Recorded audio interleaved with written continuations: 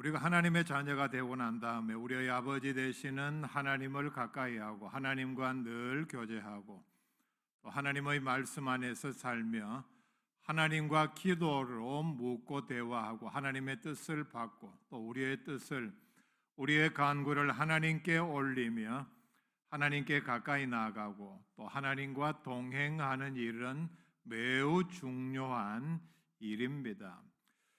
믿음 생활의 대부분이요, 믿음 생활의 가장 중요한 부분이 바로 이 영역입니다.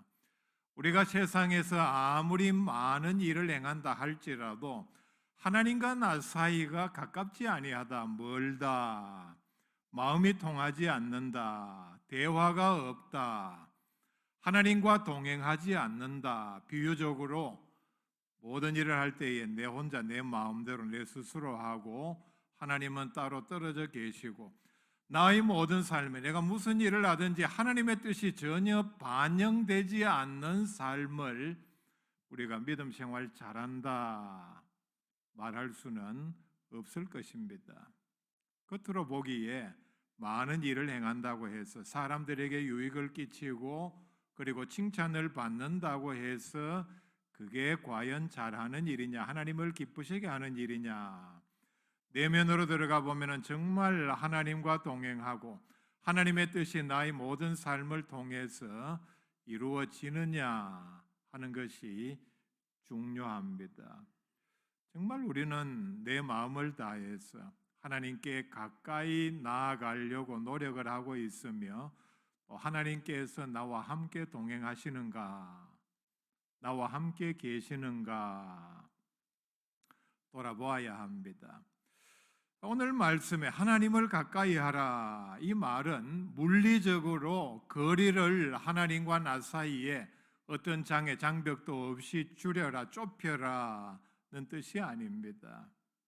하나님과 친밀한 사이를 유지하라, 하나님과 나 사이에 대화하고 교제하는데 하나님의 뜻을 듣는데 거리끼는 것을 없애라, 그리고 늘 대화하고 동행하는 일에 부담을, 마음에 어떤 장애를 느끼지 말라는 뜻입니다. 하나님께 가까이 가는 것은 하나님과의 믿음의 만남으로만 가능합니다. 영적으로 하나가 되어야 정말 그것이 우리가 하나님을 가까이 하는 것입니다. 1500년대 스페인의 아빌라의 성녀라고 불리는 테레사는 이런 말을 했습니다. 내가 나에게 가까이 있는 것보다 하나님은 내 더 가까이 계시고 내가 나를 사랑하는 것보다 하나님은 나를 더 사랑하신다. 이 말은 사실은 믿음으로만 깨달을 수 있는 말입니다. 우리가 하나님께 가까이 가면은 위대한 하나님을 체험할 수 있습니다. 내가 하나님께 가까이 갈수록 하나님의 위대함, 전지전능하심, 하나님의 사랑, 은혜, 나를 향한 자비하심, 그리고 나를 향한 희생을 깨달을 수 있습니다. 왜 하나님의 은혜를, 하나님의 위대하심을 체험하지 못하느냐? 하나님께 가까이 가지 않아서입니다. 하나님과 내 사이가 거리가 먼데 하나님과 나 사이에 죄로 엄청난 담장으로 막혀 있는데 내가 어떻게 하나님의 그 위대하심, 나를 향한 사랑과 은혜를 깨달을 수가 있겠습니까? 여러분, 아무리 웅장하고 절경인 산도 멀리서 바라보면은 희미한 윤곽밖에 보이지 않습니다. 멀리 가면 멀리 갈수록 산은 저기 산이 있구나. 지도에 아니면은 사진에 저게 무슨 산이라 그러니까 무슨 산인가 보다. 능선의 윤곽만 희미하게 보이고 그 산 안에 어떤 나무가 있는지, 나무가 얼마나 큰지, 어떤 폭포가 있는지 전혀 보이지를 않습니다. 멀면 멀수록 흙덩이처럼 보일 뿐입니다. 여러분, 정말 유명한 산, 절경이요 웅장한 산 가까이 한번 가보십시오. 그렇게 웅장하고 절벽은 그렇게 높고 또 어떤 산은 빙하가 흐르고 산 꼭대기에서부터 중간까지 아니면 아래까지 만년설이 덮여서 이것이 무게 압력에 눌려서 아래로 계속 흐르고 또 어떤 경우에 빙하가 무너질 때는 정말 절경입니다. 폭포는 어떻습니까? 정말 하나님의 그 창조의 오묘하심을 깨달을 수 있는 위대한 창조물입니다. 누가 그걸 만들 수 있습니까? 하나님의 손길이 아니고서는 도저히 만들 수 없다는 사실을 우리가 깨닫습니다. 가까이 가면 이렇습니다. 이런 산에 안에 한번 들어가 보시기를 바랍니다. 산 안에 들어가면은 하늘을 찌를 듯한 거대한 나무, 정말 이것이 지구가 맞는가? 지구에 이런 곳도 있는가? 낙원과 같은 야생화 천국이라고 하죠. 정말 야생화인데 사람이 심지 않았는데 저절로 났는데 6개월 이상, 7개월 이상 되는 그 겨울에 혹독한 추위, 눈의 무게를 이기고 이렇게 봄이 되니까 이렇게 아름다운 꽃이 피어있는 여기가 천국이 아닌가 생각될 정도입니다. 동물은 어떻습니까? 물론 지구상의 모든 곳이 그렇지는 않습니다만은 어떤 곳은 가보면은 정말 사람을 두려워하지 아니하고 앉아 있으면은 짐승이 사람에게로 가까이 오는 그런 곳도 있습니다. 수정같이 맑은 호수, 아름다운 고기가 헤엄을 치고 얼마나 공기가 깨끗하고 아름다운지 영혼까지 치유받는 느낌이 듭니다. 정말 신비한 마음이 들 정도입니다. 태초의 원시가 하나님께서 창조하신 원래의 모습이 이런 모습이 아닐까 생각이 듭니다. 가까이 가면은 안에 들어가면은 이런 것을 느낄 수 있다는 얘기입니다. 사람은 어떻습니까? 아무리 위대한 위인도 영웅도 가까이서 오래 보면은 참 추하고 초라합니다. 그래서 아랫 사람에게 또 친척에게 존경받는 영웅은 없다고 하지 않습니까? 8절 말씀에 이렇게 시작을 합니다. 하나님을 가까이 하라. 근데 앞에 나오는 7절 말씀에 보면은 이렇게 말씀을 합니다. 그런즉 너희는 하나님께 복종할지어다. 마귀를 대적하라. 그리하면 너희를 피하리라. 그리고 하나님을 가까이 하라는 말씀이 나옵니다. 무슨 얘기냐 하면은 하나님을 가까이 하는 것이 바로 마귀를 대적하는 방법입니다. 여러분, 마귀를 두려워할 필요가 전혀 없습니다. 예수님께서 이미 굴복시켰습니다. 결박을 하고 굴복시켰다는 얘기입니다. 나머지 폐잔병 처리는 우리에게 맡기셨습니다. 왜 마귀를 두려워합니까? 우리가 하나님과 가깝지 않기 때문입니다. 우리가 하나님에게로 가까이 가면 마귀는 저절로 굴복되게 되어 있습니다. 마귀를 물리칠 수 있다는 얘기입니다. 예수님을 우리의 마음의 주인으로 모시면은 마귀가 틈을 타지도 못한다. 예수님께서 말씀하셨습니다. 세상을 가까이 하면은 저절로 우리는 하나님과 멀어지게 되어 있습니다. 요한일서 2장 15절에 이 세상이나 세상에 있는 것들을 사랑하지 말라. 누구든지 세상을 사랑하면 아버지의 사랑이 그 안에 있지 아니하니. 세상을 가까이 하고 세상을 향해 나아가고 세상을 사랑하는 사람은 아버지를 향한 사랑이 또는 하나님께서 우리를 사랑하는 사랑이 우리 안에 있을 수 없다는 얘기입니다. 사랑의 양은 정해져 있습니다. 이걸 우리가 세상을 사랑하는 일에, 인생을 탕진하는 일에 다 써버리면은 하나님을 사랑할 여유가 없어지는 원리와 같습니다. 사람이 죄를 지으려고 하고 그리고 범죄하면은 결국은 하나님을 두려워하게 되고 하나님을 싫어하게 되어 있습니다. 이게 인간의 본성입니다. 그리고 하나님과 멀어지려 하는 것이 이런 상태에서 자연이 찾아옵니다. 아담과 하와가 범죄한 다음에 창세기 3장 8절에 보면은 하나님의 소리를 듣고 하나님의 낯을 피하여 동산나무 사이에 숨었다. 전에도 그랬습니까?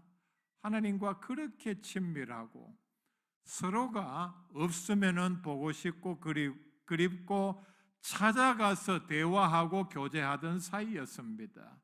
그렇게 친밀하게 전혀 거리가 없는 상태였는데 범죄하고 나니까 하나님을 두려워하게 되고, 하나님이 두려운데 어떻게 내 스스로 내 발로 찾아가서 교제하자고, 요즘 말로 차 한잔 하자고, 식사 같이 하자고 찾아갈 수가 있습니까? 결국은 두렵고 하나님과 함께 하는 것이 싫고 그리고 피하여 숨게 됩니다. 요나는 니느웨로 가라는 하나님의 명령을 거역을 했습니다. 이 명령 자체가 싫었습니다. 도무지 이 명령에 순종하고 싶지 않았습니다. 이것 자체가 벌써 범죄입니다. 선지자가 누구입니까? 자기의 목숨을 바쳐서라도 하나님의 명령에 순종해야 하는데 그는 자기의 마음에 맞지 않는다고 하나님의 명령을 거역해 버렸습니다. 그 다음에 한 일이 뭡니까? 요나서 1장 3절에 나오는 말씀입니다. 요나가 여호와의 얼굴을 피하려고 다시스로 도망하려 하매, 두드러진 두 말씀이 나오죠. 여호와의 얼굴을 피하려고, 범죄하면은 하나님이 싫어지고 하나님의 얼굴 보기가 벌써 마음에 꺼림칙하다는 얘기입니다. 그 다음 한 얘기가 니느웨는 정반대로, 아마 거기에는 하나님이 계시지 않은 줄로 생각을 했던 것 같습니다. 도망하려 하매 실제로 그렇게 도망을 쳤습니다. 제가 여러분들하고 얘기를 하면서 여러분들이 하는 얘기를 듣고 깜짝 놀라는 얘기가 뭔지 아십니까? 이 얘기입니다. 목사님, 절로 가세요. 아니, 내가 평생을 교회 안에서 살았고 앞으로도 계속 교회 안에서 사역을 하고 지내야 하는데 이런 저보고 목사님, 절로 가세요. 물론 그런 뜻은 아니죠. 저보고 동화사나 파괴사로 가라는 얘기는 아닙니다. 근데 또 이 말을 곱씹어 보면은 이런 뜻이 있습니다. 자, 여러분, 이왕이면은 목사님 이쪽으로 오세요 하면 얼마나 더 좋겠습니까? 우리가 어떤 사람에게 말로 아니면은 제스처로 저쪽으로 가세요 하고 이쪽으로 오세요, 나에게 좀 떨어져 주세요, 아니면은 나에게 더 가까이 오세요, 말로 행동으로, 어떤 차이가 있습니까? 요즘 코로나 때문에 거리를 유지하라 얘기하죠. 뭐 얘기 안 해도 다 잘 아실 줄 내용입니다.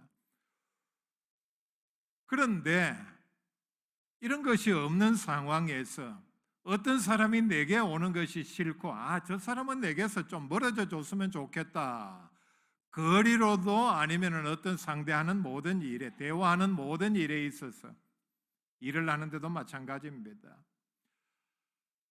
저쪽으로 가세요, 저리로 가세요, 가까이 오지 마세요 말하는 것보다 나에게로 가까이 오세요, 가까이 지냅시다, 이 말이 얼마나 좋습니까? 사랑하는 사이는 저절로 가까이 갑니다. 저절로 그렇게 되게 되어 있습니다. 사랑하지 않으면 마음에 거리낌이 있고 싫은 사람은 서로가 저절로 멀어집니다. 같은 공간에서도 서로 어떤 자리에 위치하고 있는가, 자리를 잡을 때에, 식사할 때에 거리를 보면 알 수 있습니다. 사랑은 서로 가까이 가게 만듭니다. 싫은데 내가 어떻게 그 사람과 가까이 갑니까? 보기도 싫은데, 가까이 앉아 있기도 싫은데 저절로 멀어지게 마련이라는 얘기입니다. 하나님과 우리 사이도 마찬가지입니다. 하나님과 나 사이의 거리가 벌써 내 마음의 영적인 상태를, 내 믿음의 수준을 반영하고 있습니다. 하나님은 하늘 보좌에만 앉아 계시는 분이 아닙니다. 무소부재라고 하죠. 하나님은 계시지 않는 곳이 없습니다. 하나님은 지금 나에 가까이 계십니다. 이 하나님께 우리는 마음으로, 믿음으로, 영적으로 더 가까이 다가가야 합니다. 예배는 우리가 하나님께 가장 가까이 다가가는 때입니다. 예배의 이 자리는 우리가 하나님께 가장 가까이 나아가는 장소입니다. 그때 하나님께서는 우리를 환영해 주시고 우리에게 은혜와 복을 내려 주십니다. 그러므로 우리는 예배하는 일에 어떤 일로도 방해를 받지 말아야 합니다. 이유가 어쨌든 간에 예배하는 일에 내가 빠지고 소홀함으로 말미암아 내 마음까지도 하나님과 지금 멀어져 있지는 않은지, 내 삶이 하나님 계시는 장소와는 반대로 아담과 하와처럼 나무 사이에 숨어 있는, 아니면은 요나처럼 엉뚱한 데로 가는 배를 타고 지금 도망치는 중에 있지 않는지 돌아보아야 합니다. 우리가 항상 하나님을 가까이 해야 하는 이유는 바로 천국에서 하나님과 영원히 함께 있어야 하기 때문입니다. 그러므로 우리는 믿음 생활하면서 하나님과 함께 있는 삶에 대해서, 생활에 대해서 적응해야 합니다. 이 말을 하면 어떤 사람은 참 생각만 해도 끔찍할 것입니다. 목사와 함께 있는 것도 참 불편하고 부담스러운데, 아니 영원히 하나님과 함께 거한다. 여러분, 천국 삶을 이 땅에서 믿음 생활로, 예배하는 일로 연습을 하고 적응을 하시기를 바랍니다. 하나님과 함께 있는 것이 기뻐야 합니다. 간절하게 원해야 합니다. 하나님과 함께 있는 것이 좀 불편하다. 아이고, 생각만 해도 그거 어떡해. 이런 사람은 천국에 적합하지 않는 사람입니다. 하나님을 가까이 할 수 있는 것이 바로 우리에게 주어진 특권입니다. 나아가서 8절 뒷부분에 그리하면 너희를 가까이 하시리라 말씀을 합니다. 하나님은 항상 우리와 함께 계시지만은 우리가 하나님께 가까이 나아갈 때, 하나님께서 우리에게 가까이 오신다는 말은 우리에게 은혜를 주시고 복을 주신다는 말씀입니다. 우리를 지켜주십니다. 야곱이 아버지와 형을 속이고 도망을 쳤습니다. 도망치는 가운데 들에서 노숙을 할 때에 하나님께서 나타나셨습니다. 창세기 28장 15절에 이렇게 말씀을 합니다. 내가 너와 함께 있어 네가 어디로 가든지 너를 지키며 너를 이끌어 이 땅으로 돌아오게 할지라.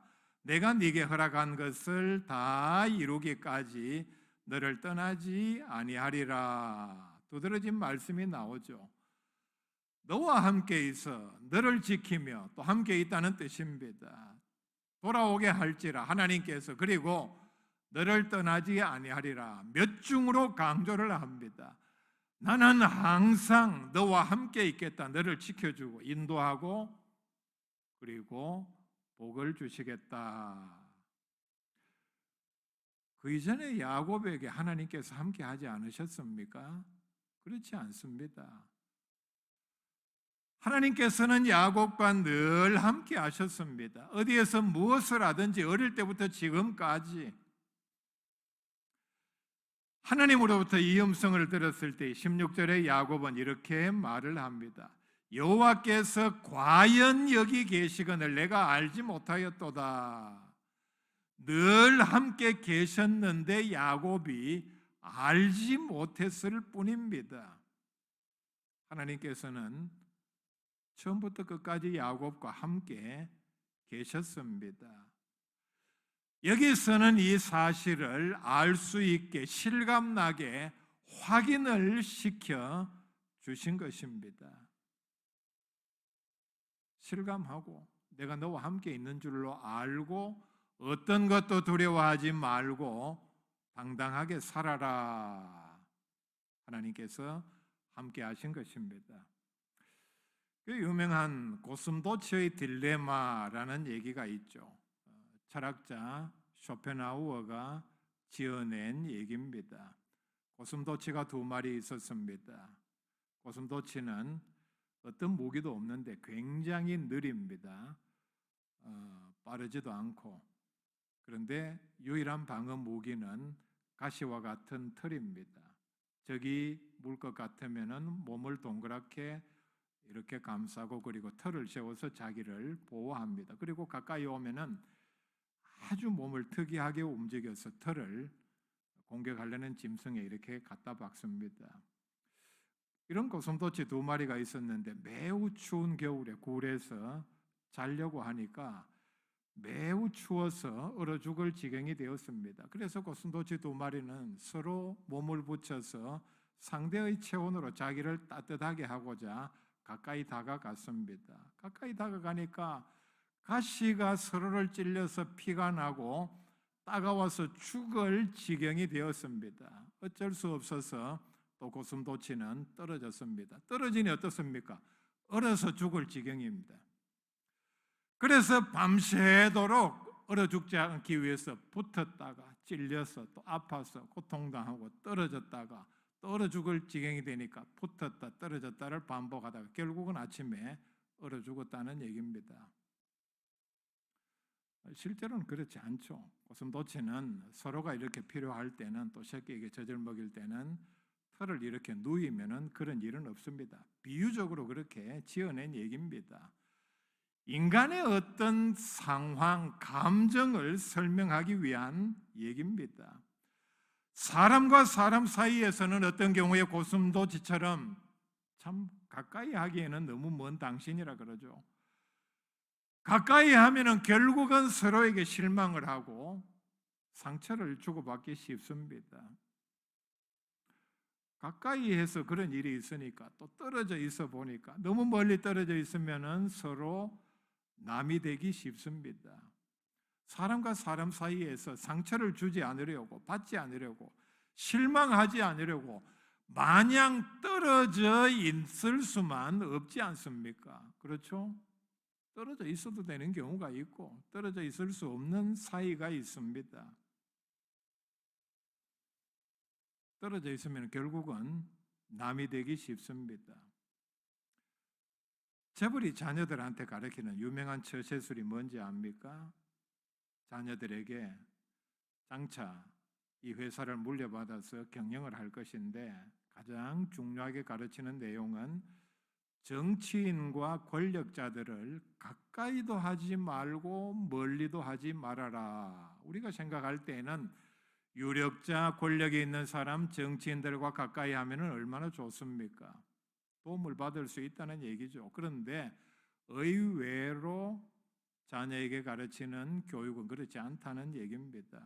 왜 가까이 하지 말라고 합니까? 지나치게 가까워서 정치인 권력자들과 교제하고 식사하고 술 마시다가 친해서 뇌물을 주고받고 이게 발각이 돼서 결국은 같이 교도소 갈 가능성이 있기 때문입니다.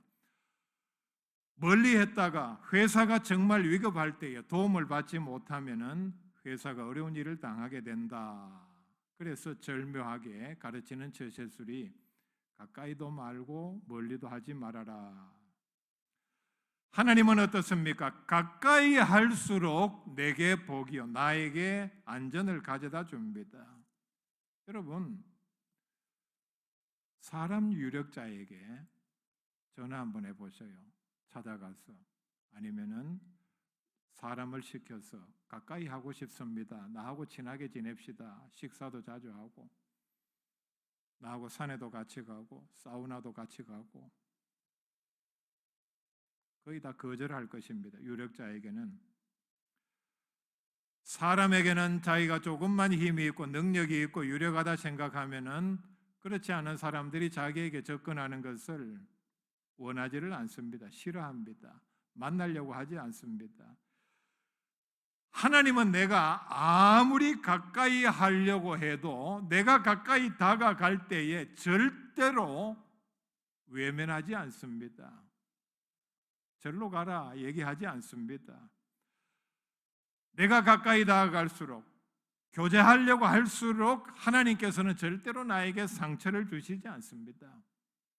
실망을 시키지도 않습니다. 시편 145편 18절에 여호와께서는 자기에게 간구하는 모든 자 곧 진실하게 간구하는 모든 자에게 가까이 하시는도다 말씀을 합니다. 간구하는 자에게, 간절히 원하는 자에게, 구하는 자에게 하나님께서는 또 우리에게 그만큼 더 가까이 찾아오시고 그합니다.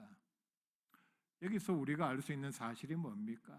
간절하게 구하는 것이, 기도하는 것이 하나님께 가까이 나아가는 한 방법입니다.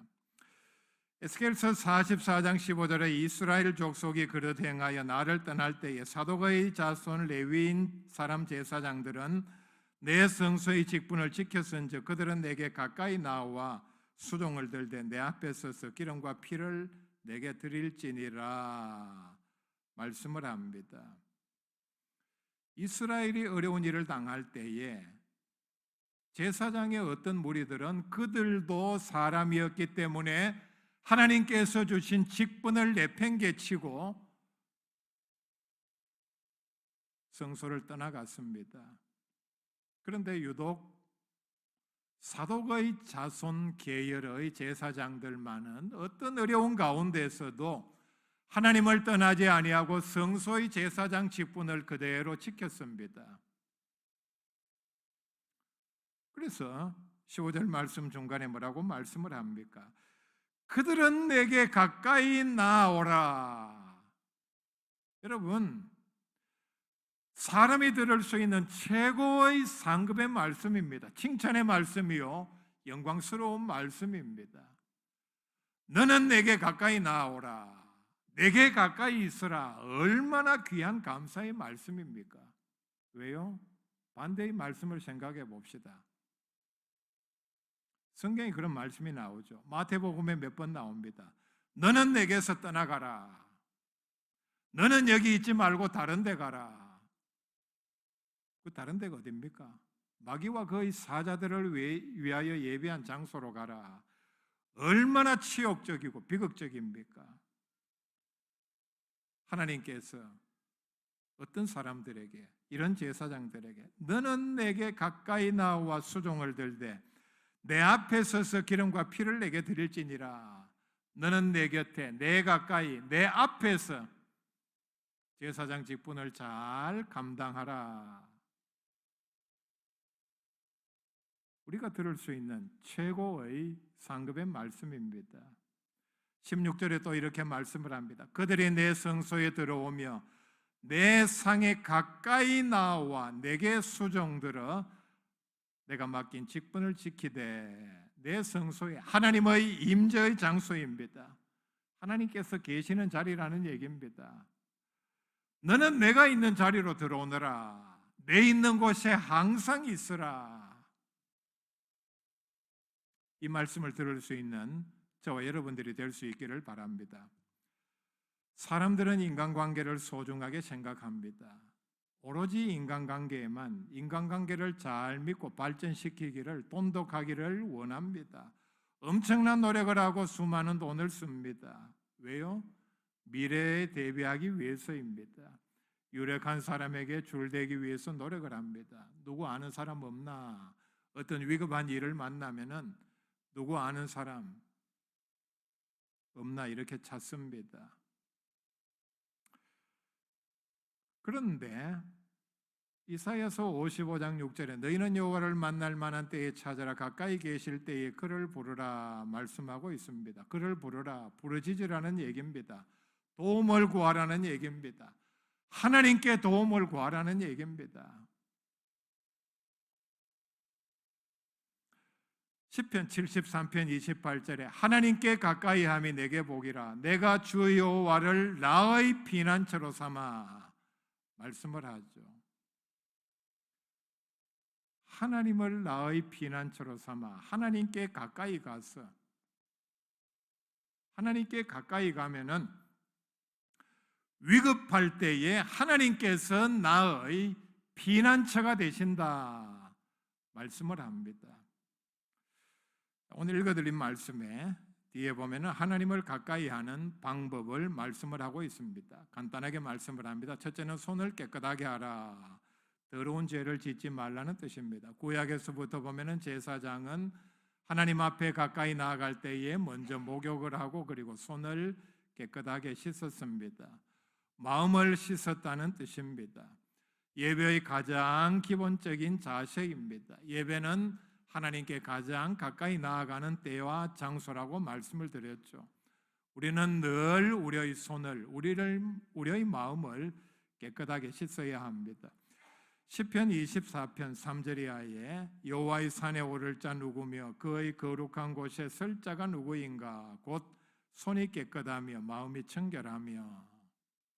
우리의 손이 늘 깨끗한 상태에 있어야 합니다. 두 번째, 마음을 성결하게 하라 말씀을 합니다. 우리의 심령을 거룩하게 하라는 얘기입니다. 베드로전서 1장 16절에 하나님의 말씀입니다. 내가 거룩하니 너희도 거룩하라. 거룩함은 하나님의 대표적인 속성입니다.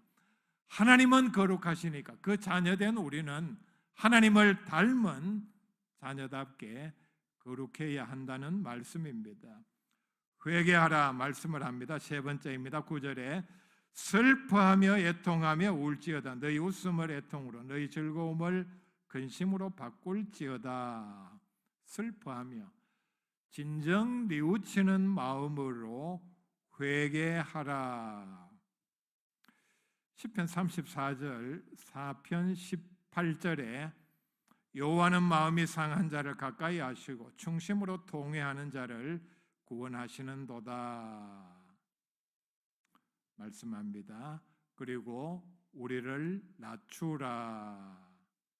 10절 말씀에 주 앞에서 낮추라. 그래야하면 주께서 너희를 높이시리라. 하나님께 가까이 가려면은, 또 하나님과 가까이 있으려면은 늘 우리는 우리 자신을 낮추어야 합니다. 앞에 6절 말씀에 그러나 더욱 큰 은혜를 주시나니 그러므로 일렀으되 하나님이 교만한 자를 물리치시고 겸손한 자에게 은혜를 주신다 하였느니라. 기독교의 우리가 은혜 받는, 또 하나님으로부터 복을 받는 가장 중요한 원리입니다. 교만한 마음으로는 절대로 하나님 앞에 나아갈 수 없습니다. 교만한 자는 하나님께서 그 목을 꺾으십니다. 여러분, 불안하고 또 어떤 일 때문에 염려에 사로잡혀 있습니까? 현실 때문에 아니면은 미래 때문에 두렵습니까? 하나님을 가까이 하시기를 바랍니다. 하나님께서 내 손을 잡아주시면은 우리는 안전하고 평안하고 두려울 것이 없습니다. 이 세상 어떤 것보다, 어떤 사람보다 하나님을 가까이 함으로 우리의 믿음 생활에 은혜와 복이 넘치는 귀한 삶이 될 수 있기를 바랍니다.